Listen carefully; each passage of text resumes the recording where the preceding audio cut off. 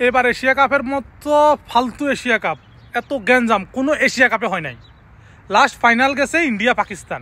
India পাকিস্তানের ম্যাচে এমনি তো সবসময় ক্রেজ থাকে। এবার হয়েছে কি, ইন্ডিয়া পাকিস্তানের এগেস্টে জিতে গেছে। ইন্ডিয়া করছে কি, তারা ট্রফি নেয় নাই।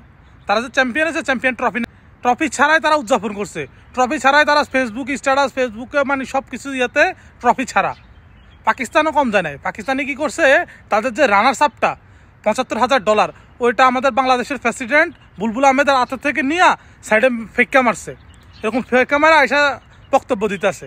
মানে কেউ কোনো টিমের থেকে কম যায় না। ইন্ডিয়া ট্রফি নেয় নাই, কিন্তু আমার একটা জিনিস বুঝতে পারতাছি না, মানে আইসিসি বোর্ড কেন এটা নিয়ে কোনো কিছু বলতেছে না।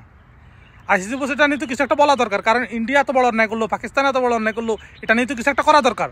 আপনাদের কি মনে হয়, ইন্ডিয়া পাকিস্তানদেরকে কি শাস্তি দেওয়া দরকার, নাকি যেভাবে আছে সেভাবে চলতে দেওয়া দরকার? অবশ্যই কমেন্ট বক্সে জানিয়ে দেবেন। আর হ্যাঁ, ভিডিওটা ভালো লাগলে অবশ্যই লাইক, কমেন্ট, সাবস্ক্রাইব করবেন। অলমোস্ট আমি 500 সাবস্ক্রাইবারের কাছাকাছি আছি।